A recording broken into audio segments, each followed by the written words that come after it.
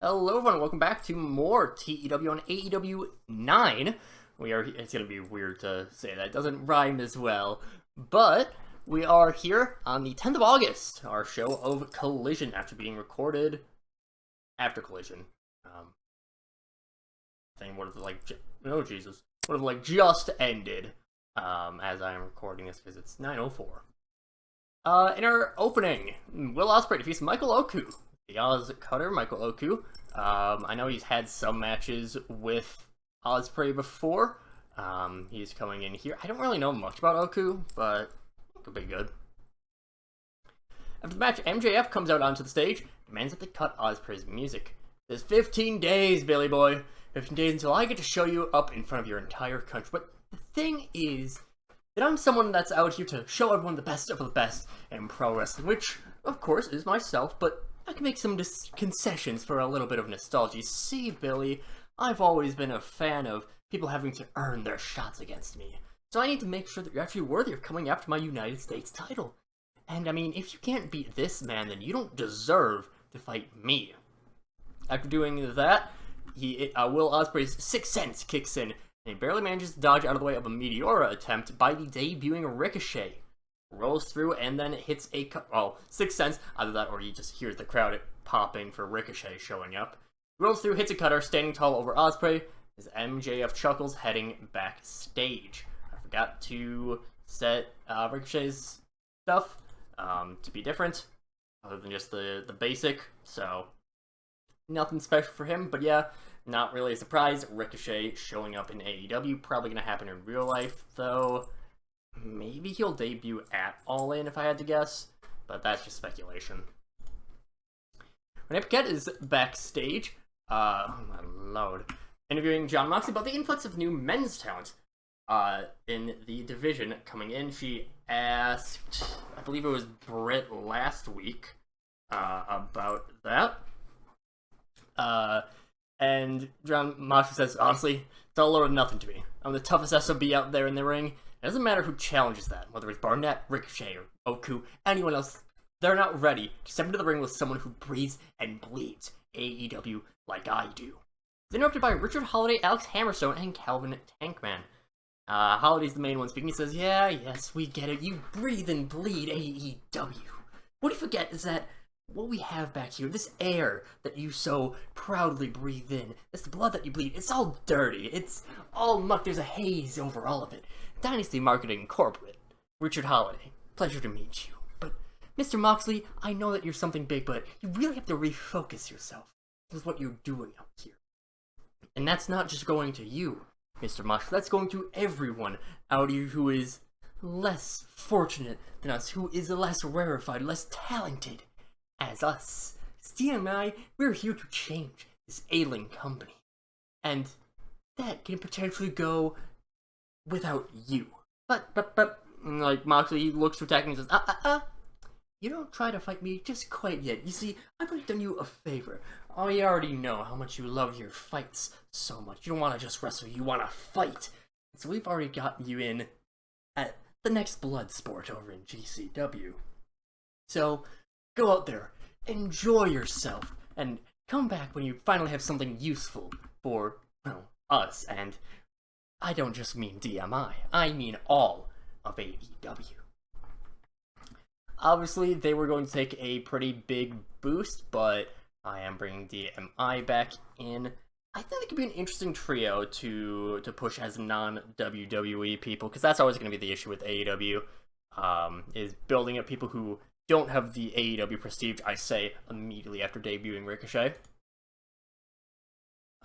Roddy Strong defeats Ricky Starks. It says with the Stronghold, I'm imagining it's more of a end of Heartache, because Mike Bennett attacks Ricky Starks. The Kingdom cheekily celebrate Roddy's supposedly clean win over Ricky Starks when Tetsuya Naito's music hits. Naito stares him down for a little bit because he can't talk, outside of the ring before beating them all down and coming into the ring to help Ricky up. Ricky yells off mic, so like he doesn't have a mic with him, you let the cameras pick it up, that the Kingdom should face him and Naito next week. We do have Naito in for a little bit longer, so might as well use that. He can do some good work putting over Ricky. He can do some good work putting over Well, what a surprise! They're gonna be at the Kingdom. But like maybe Roddy could get a win over Naito. I think Naito's gone before Adam Cole recovers, so I can't do that. But who knows? Alicia Atout is backstage to interview Mayu Iwatani, asking her through a translator what her plans are with her now being all elite. I forgot to book Mayu in this. Whoops. Really? Alright. Forgot to book Mayu in this. But she looks ready to speak when the Renegades and Camille attack her. Mercedes walks in and she takes over the interview. Lucio, what Mayu's gonna do here is absolutely nothing. Well, maybe she'll be a dear and drop that IWGP Women's Championship to Camille, the brick house that I have always at my back. But that's something that Mayu might not even be cleared for. Plus, I mean, she's not even what's important. What's important is Britt Baker. You see, Britt Baker, you're the one that I have to talk about. I mean, all we hear about is all this toil and trouble, about you being a big baby entitled, because you were the only bright spark of the division 4 years ago. You know what? I can see it. You're hiding behind the walking boot of your precious husband and that legacy from years ago that you supposedly had, and I think it would be a good idea for us to knock you onto the shelf alongside him. After all, I'm a kind person who simply wants to make everyone out there happy. Mercedes is then impressed by Miyu Yamashita and Hikaru Shida. Shida saying that Mercedes' bullying and grandstanding is getting out of hand. Camille approaches the duo, but Shida and Yamashita don't back down. And Mercedes ends up calling off the current attack, and instead, it'll be a nice 4v4 of Mercedes Moné Entertainment versus Britt, Miyu, and Hikaru Shida. The Renegades, they debuted on on Rampage.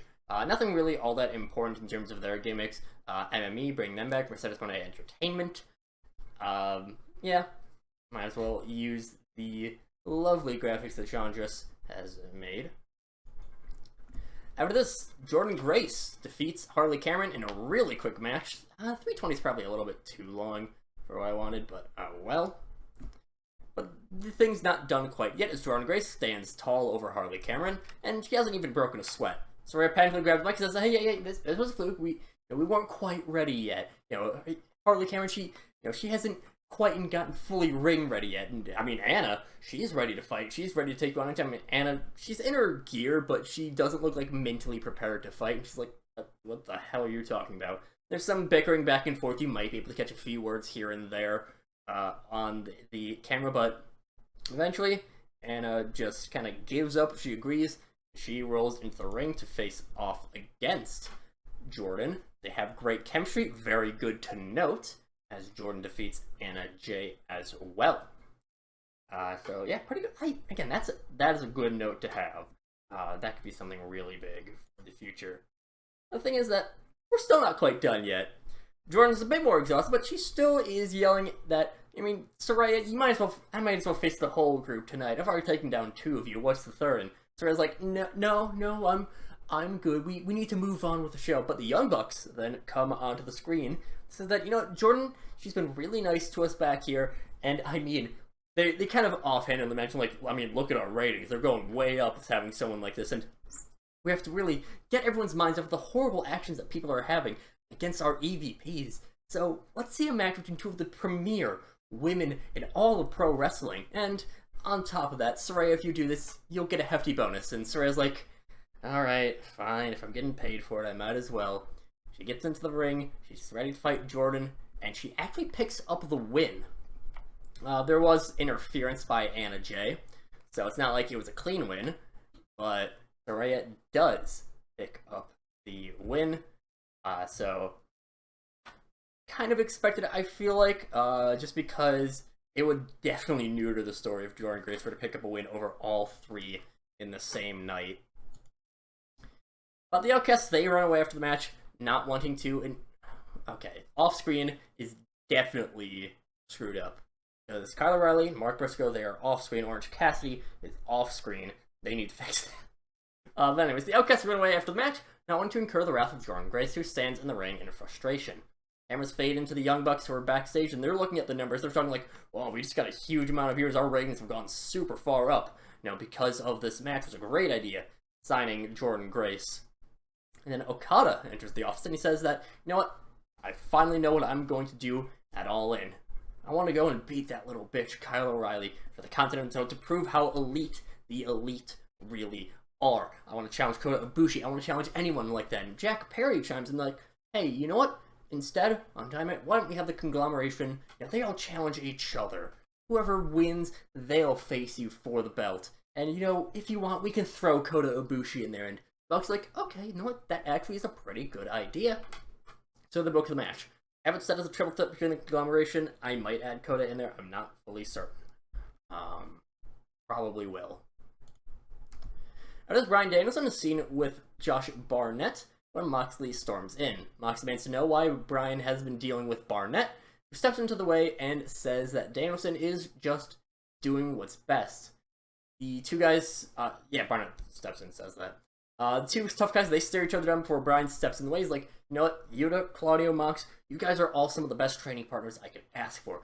You all out there, you all have the passion for pro wrestling that I wish everyone could have, but this is a different thing. I want to keep my career safe. And while I've been training with you guys, it's great, but I need to learn something different. I need to fight in a different way that Swerve isn't prepared for.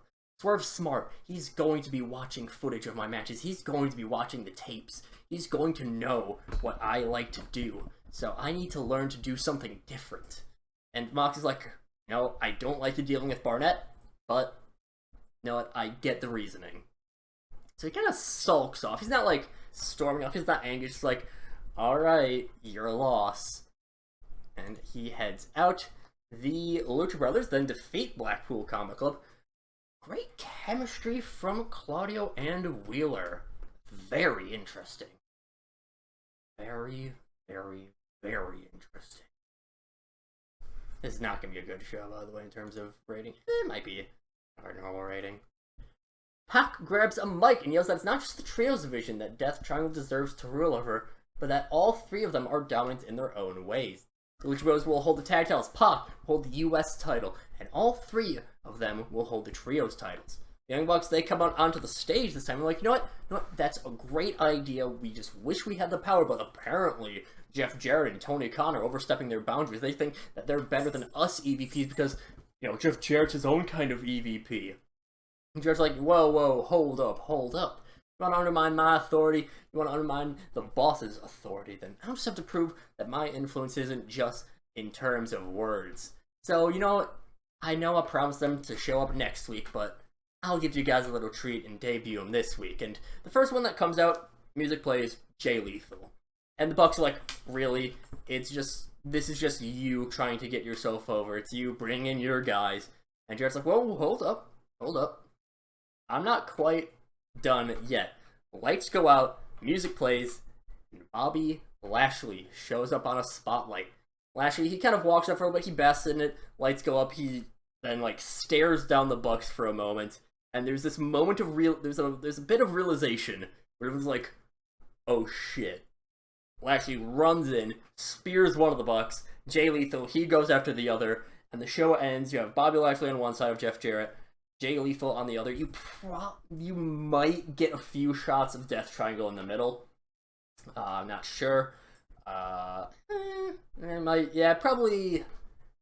I imagine there would probably be at least one camera angle of behind the ring showing Death Triangle watching the carnage. Not for very long, but just kind of to realize hey, they're here too. They could do something very important with this. As Bobby Lashley and Jay Lethal end the show with Jeff Jarrett. Bobby Lashley, probably, if you realize that he's not with the WWE in the mod, probably not a surprising addition. Okay. Thing is, I'm probably not going to book Bobby Lashley that much. He's going to be very much a muscle for Jeff Jarrett, I think, but in a very limited role. He'll show up, he'll kick ass when he does show up, but I don't think it'll be that often. I have to double check what my contract with him is, but yeah. Finishes our show with a 66. Holy shit, that's way better than I thought. What the hell? Alright. I finally fixed production. I was storyline. I had what, 3 segments higher than a 60? Although main event was one of them, or higher than the overall show rating. So you know what?